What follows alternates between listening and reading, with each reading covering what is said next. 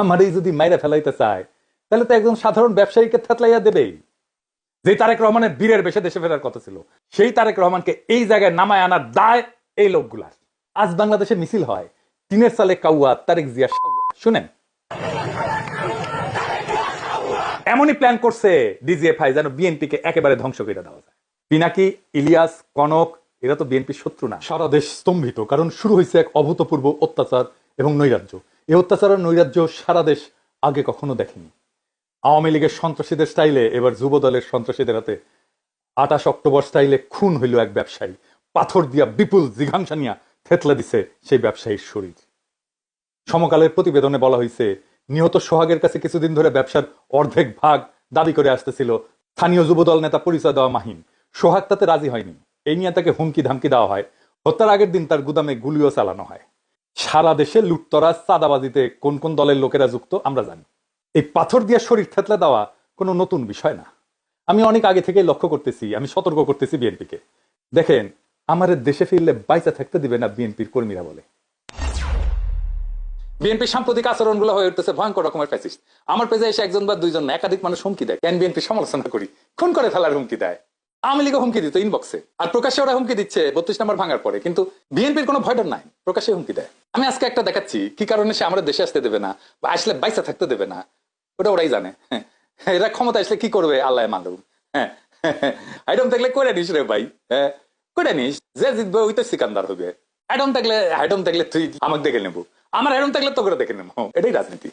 রাজনৈতিক দল তার আশেপাশে বন্ধু রাখে, যারা ঠিক দল করে না কিন্তু একটা লুজ সম্পর্ক থাকে তাদের সাথে। আওয়ামী লীগের কাছে কিন্তু মাস্টার ছিল, সেজন্য আওয়ামী লীগ এতদিন রাজত্ব করতে পারছিল। বিএনপি সবাই শত্রু বানায়। এদের কর্মীদের রাজনৈতিক শিক্ষা এতই দুর্বল, এরা যখন দাবরানির উপরে থাকে তখন কেসে হইয়া থাকে, আর যখন ক্ষমতার গন্ধ পায় তখন নেকড়ে হইয়া ওঠে। যাই হোক, এগুলো নিয়ে আলাপ করবো পরে। নির্বাচন আসুক, ক্যাম্পেইন করে দেবো, দেখাই দেবো জনগণকে কাদের ভোট দিতেছেন। দেখেন, কিছুই হবে না হয়তো, কিন্তু আমি খায় না খায় কন্টেন্ট বানাবো। শুধু আমরা যে গালিগুলো দিছে বিএনপির কর্মীরা, সেগুলো কম্পাইল করলে না 10টা এপিসোড হয়ে যাবে।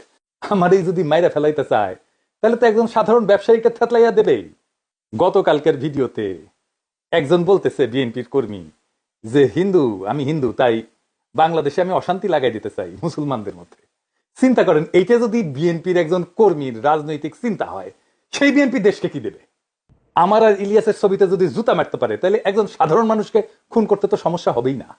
আমাদের বলে মালাউন, বিএনপির কর্মীরা গালি দেয় মালাউন বইলা। তো এই দল আগামীর বাংলাদেশে নেতৃত্ব দিতে পারবে? পারবে না।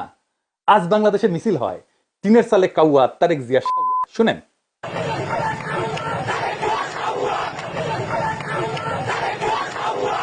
এর দায় কার? চান্দাবাজদের নাকি বিএনপির অনলাইন ইনফ্লুয়েন্সারদের? আসেন সেটা একটু বুঝে দেখি। এর দায় ক্যাটাগরিক্যালি কয়েকজনের। আমি নাম বলতে চাইতেছিলাম না, কিন্তু আজকে আমি বলবো। আমি তালিকা করে আজকে নাম বলবো। এই তালিকায় প্রথমে থাকবে ফাহাম আব্দুল সালাম, শাহেদ আলম, রাশেদ, বুলডগ মির্জা, অ্যাপোলো, জুলকারনাইন সায়েদ, রুমিন ফারহানা, ফজলু পাগলা, কথা কামাল, মারুফ, বিএনপির সাথে অ্যালাইন্ড হওয়া সিপিবি বামপন্থী ঘটনার লোকেরা এবং আরো কয়েকজন। এরা ইন্টেলেকচুয়ালি বিএনপিকে পথভ্রষ্ট করছে নিতান্ত নির্বুদ্ধিতা থেকে এবং বিগ ইগো থেকে। এরা বিএনপির কর্মীদেরকে উস্কাইছে, যারা বিএনপির শত্রু না তাদের বিরুদ্ধে। বিএনপির ভ্রান্ত ন্যারেটিভ তৈরি করছে এরাই। হুদাই ছাত্রদের, এনসিপি, প্রফেসর ইউনূসের সরকার, জামাত শিবিরের পিছনে লাগছে এরাই সে ন্যারেটিভ তৈরি করছে। ওয়াকারের সাথে দোস্তালি করছে এরাই। এর ফলে বিএনপির কর্মীরা সারা দেশে দিগ্ভ্রান্ত হয়েছে। পলিটিক্স বুঝতে পারেনি, রাজনীতি বুঝতে পারেনি, আজকার করণীতি বুঝতে পারে নাই। বিএনপির নেতৃত্ব বিভ্রান্ত হয়েছে। এমন কইতে পারেন বিএনপির নেতৃত্বের লায়ক না যে তাদের বিভ্রান্ত করা যায়? তাদেরকে যে বিভ্রান্ত করা যায় তারা যে লায়ক নাই, তো আমরা হাসিনা বিরোধী লড়াই দেখছি, তাই না? সেজন্যই তো বিএনপি এই লড়াইয়ের নেতৃত্ব দিতে পারে নাই। তাই বিএনপির পলিটিক্যাল ম্যাচুরিটি কেমন সেটা নিয়ে প্রশ্ন তোলা যায় আছে। আমি বিরামহীন ভাবে বিএনপির এই ভুল রাজনৈতিক কৌশল নিয়ে কথা বলছি। বিএনপি মনে করিছে বিএনপির আমি পাকা ধানে মই দিতেছি, হ্যাঁ, অথচ এরা বোঝে নাই আমার বিএনপির সাথে অ্যালাইন্ড হয়ে যাওয়াটাই সবচেয়ে সহজ ছিল। আমার উপরে ঝাঁপে পড়িছে। এই ঝাঁপে পড়ার ইন্টেলেকচুয়াল সাপোর্ট দিছে এই লোকগুলো যাদের নাম আমি বলছি। এরা হেন নোংরামো নাই যেটা তারা করে নাই। তো এর ফল কি? ফল তো একটাই, পিনাকির বালটাও ফেলতে পারে নাই। আর বাংলাদেশের রাস্তায় স্লোগান ওঠে টিনের সালে কাউয়া, তারেক রহমান। আবার শুনেন,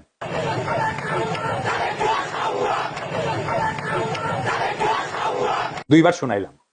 যে তারেক রহমানের বীরের বেশে দেশে ফেরার কথা ছিল, সেই তারেক রহমানকে এই জায়গায় নামায় আনার দায় এই লোকগুলার। 2 দিন আগে এরা আমার পিছে লাগিয়েছিল দল বেঁধে। একটা ছবি নিয়ে, এই যে ছবিটা নিয়ে একটার পর একটা ভিডিও বানাইতেছে। ওই ভিডিও দিয়ে নাকি আমাকে চর মারিছে ভার্চুয়ালি। হ্যাঁ, আরে নেতারা যে টেকে নাই এই ছেলেটার দিকে, সেটা তো মিছা না। ক্যামেরার চোখ তো ভুল দেখে নাই। ওই ক্যাসে দাঁড়ানো ছেলেটা নিজে এসেও যদি বলে তাও আমার দেখাটা মিথ্যা না, আমার সেই সমালোচনা নিতে পারে নাই, তাই লানত পড়িছে। আজকে রাজপথে স্লোগান উঠেছে তারেক রহমান ইডেনে ছাত্র দলকে হল ছাড়ার আলটিমেটাম দিছে। এই ইডেন থেকে ছাত্রলীগ আর আওয়ামী লীগ বিতাড়নের শুরুটা শুরু হয়েছিল, মনে আছে না? আমি যে সমালোচনা করেছিলাম সেই ছবিতে বুড়া নেতারা একজন আহতের দিকে না তাকায় নিজেরা গল্প করতেছিল, সেই সমালোচনা তারা নিতে পারে নাই। আর আজ তারা লজ্জায় মুখ দেখাতে পারতেছে না। দুর্বিনীত বর্বর মধুলবীদের দলে ভিড়ায় এক সময় সহযোদ্ধাদের উপরে জিঘাংসা নিয়ে যারা ঝাঁপায় পড়ে তাদের উপরে এভাবেই খোদার লানত পড়ে। আমি অভিশাপ দেই নাই, কিন্তু অভিশাপটাই না আনিছেন আপনারাই। রাজনীতিতে লাগে বয়ান, বয়ান ন্যারেটিভ, ওইটা যারা পারে তারাই রাজনীতির গতিমুখ ঠিক করতে পারে। ওইটা আসে এইখান থেকে, মাথা থেকে, এটি থেকে। ওইটা যতদিন থাকবে, যাদের সচিব থাকবে চিন্তায়, তারাই রাজনীতির মাঠে টিকে থাকবে। নিজেরা এভাবে জয় বাংলা হয়ে যাবেন, যারা চিন্তায় সজীব তাদেরকে পরাজিত করতে পারবেন না। এই সরল সত্যটা মাথায় রেখেন এখন থেকে। বিএনপির এই দশা কারা করলো, কিভাবে করলো এবং কেনই বা করলো, আসেন এটা একটু বুঝে দেখি। ওয়াকার আর তার পাশ পোষা ডিজিএফআই এর প্ল্যান এটা। বিএনপি যখনই ইন্ডিয়ার খপ্পর থেকে বাইরে হয়েছে তখনই বিএনপির চান্দাবাজ দুর্বৃত্ত অংশকে আশকারা দিয়ে মাঠে নামাইছে ডিজিএফআই। তাদের ইন্টেলেকচুয়াল সাপোর্ট দিছে বিরানি আলম, কচুঘাতি সহ অনেকেই, যারা বাংলাদেশে অ্যান্টি হাসিনা অ্যান্টি ফ্যাসিস্ট রাজনীতি বুক দিয়ে আগলায় রাখতে পারে। তাদের বিরুদ্ধে ক্যাম্পেইন শুরু করছে এরা। এই কচুখেতি জুলকার নাইন সাহেব যা বলবে মনে করবেন এটা ওয়াকারের কথা, এটা ডিজিএফআই এর কথা। ও ডিজিএফআই থেকে মাসোহারা পায়। তারেক রহমান আর প্রফেসর ইউনূসের মিটিং হওয়ার পর আমি বলছিলাম ইন্ডিয়া আপাতত পরাজিত হয়েছে, কিন্তু ওয়াকার নতুন প্ল্যান নিয়ে মাঠে নামবে, মনে আছে না?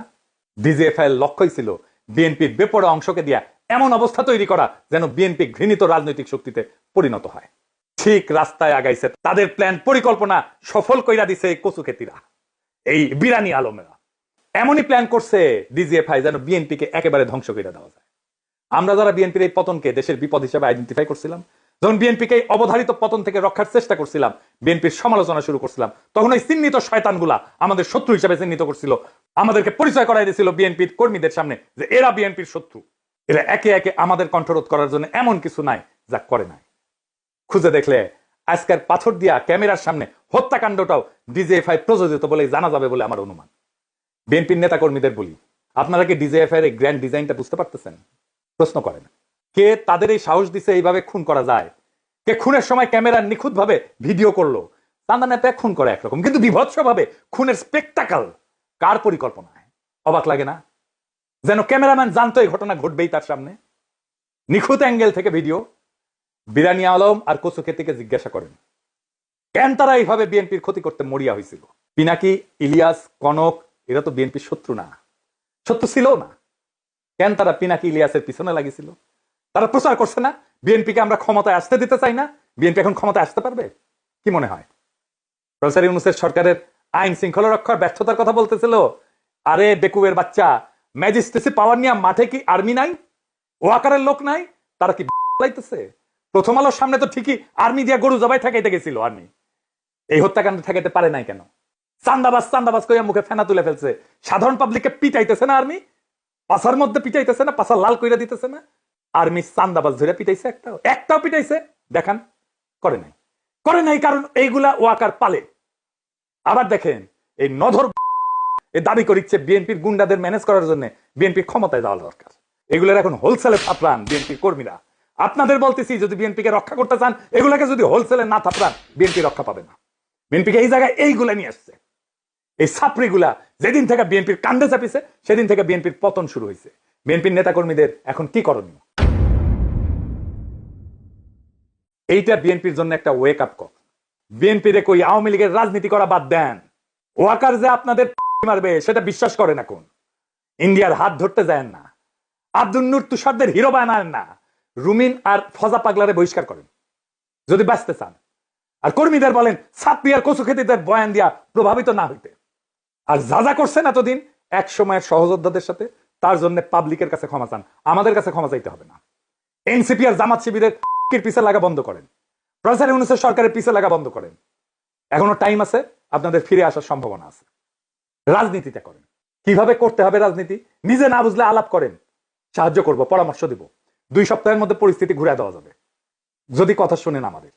আমার কথা শুনলে যে ফায়দা আছে তার প্রমাণ হইতেছে পিনাকিরে তো হুতাই দিতে চাইছিল আপনার দলের চাপড়িরাই। ও আকার আর কচুখেতিদের সাথে মিলা পারছে? পারে নাই। তাই কইতেছি সিচুয়েশন কেমনে পাল্টাইতে হয় সেটার জন্য গুরু নামায় নেন, পরামর্শ নিলে ক্ষতি নাই। আর জামাত শিবির এনসিপি কে বলি, চান্দাবাজদের বিরুদ্ধে কথা বলেন, অসুবিধা নাই, কিন্তু বিএনপি কে দল হিসেবে, তারেক রহমানকে রাজনৈতিক নেতা হিসেবে আক্রমণ করেন না। এতে দেশের উপকার হবে না। বিএনপি মানে চান্দাবাজ না, বিএনপি মানে জিয়াউর রহমান, বিএনপি মানে খালেদা জিয়া, বিএনপি মানে আমাদের anti Baksal pioneer political platform. সেটা ধ্বংস হইলে বাংলাদেশ বিপদে পড়বে। বিএনপি আমাদের শত্রু না, বিএনপি আমাদের বন্ধু সহযোদ্ধা। তার উপরে অভিমান হইতে পারে, কিন্তু ঘৃণা করা চলে না। রাজনৈতিক বিভ্রান্তি থাকতেই পারে, কিন্তু বিভেদ ডেকে আনা যাবে না। বিএনপি এই জাতির স্বতন্ত্র চেতনার এক অবিচ্ছেদ্য অধ্যায়। তারেক রহমান ভুল করতে পারেন, কিন্তু বিএনপিকে পুঙ্খানুপুঙ্খভাবে বাতিল করা মানে এদেশের গণতান্ত্রিক ধারাকে দুর্বল করা, এদেশের ফ্যাসিবাদ বিরোধী, ভারতীয় আগ্রাসন বিরোধী লড়াইকে দুর্বল করা। আমাদের শত্রু কিন্তু একটাই, ভারত সমর্থিত হাসিনার ফ্যাসিবাদ। সে জায়গায় দাঁড়ায় আমরা যদি নিজেদের ঘরে আগুন লাগাই, তবে মুক্তি আসবে না বাংলাদেশের মানুষের, আসবে বিভ্রান্তি আর ধ্বংস। তাই সমালোচনা করেন, সংশোধনের ডাক দেন, কিন্তু ধ্বংস ডেকে আনেন না। কারণ আমরা সবাই একই ঐক্যতানে বাঁধা, একই বিপ্লবের সৈনিক।